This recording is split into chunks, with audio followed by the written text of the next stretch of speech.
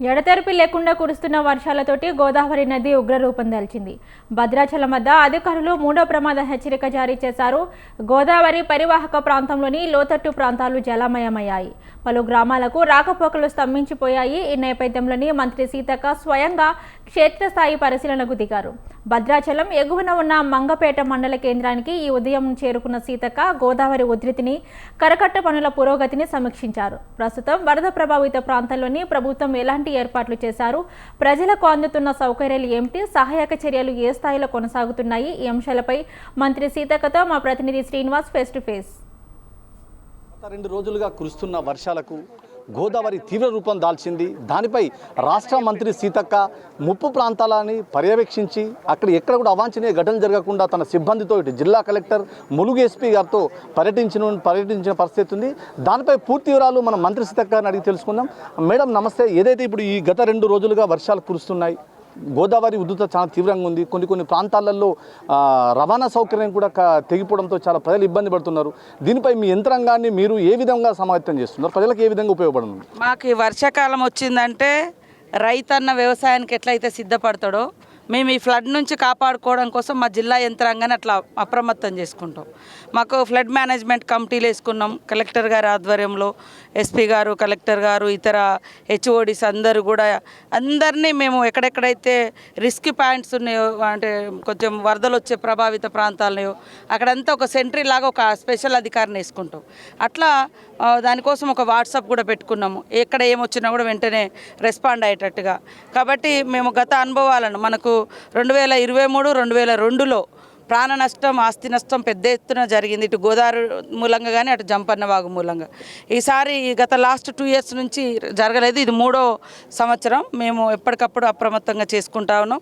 అక్కడక్కడ వరదలు వస్తున్నాయంటే, గోదావరి పెరుగుతుందంటే ఆ గోదావరి పరివాహక ప్రాంత ప్రజల్ని, ముఖ్యంగా ఇటు కన్నాయగూడెం కానీ, అటు వాజేడు, ఇటు ఏటునగరం, అటు వెంకటాపురం, అటు మంగపేట, వీళ్ళందరినీ కూడా అప్రమత్తం చేసి సురక్షితమైన ప్రాంతాలకు కూడా తరలించినాం.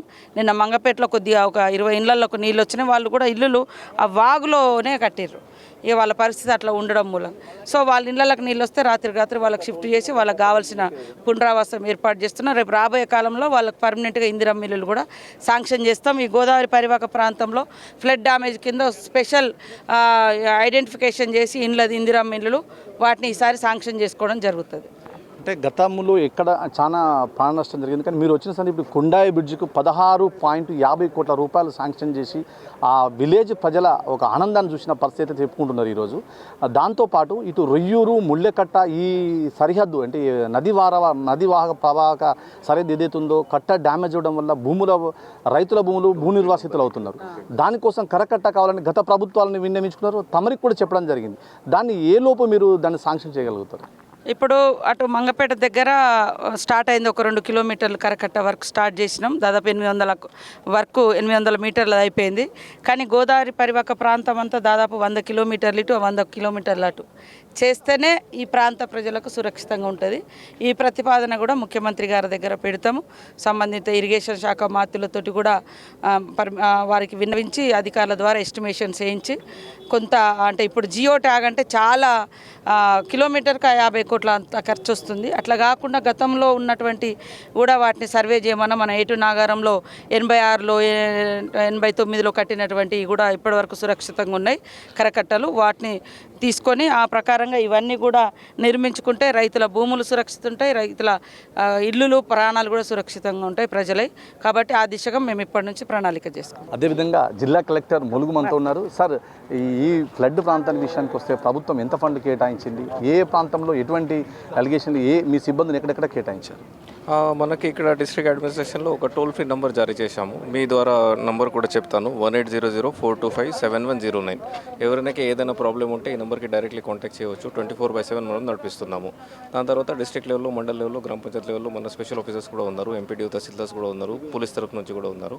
సో ఏమేమి ప్రాబ్లమ్స్ ఉన్నాయి మనం దానికి సార్ట్అవుట్ చేస్తున్నాం. సార్, ఎన్ని పురావస్తు కేంద్రాలు ఏర్పాటు చేస్తారంటే ములుగు జిల్లా అంటే ఈ గోదావరి పరివాహక ప్రాంతంలో ఫ్లడ్ డ్యామేజ్ ఏరియాలో ఎన్ని పురావస్తు కేంద్రాలు ఏర్పాటు చేస్తారు, అక్కడ ఏ సిబ్బంది ఉంచారు, వాళ్ళకు అన్నపానీయాలు ఏ విధంగా అరేంజ్ చేయబోతున్నారు?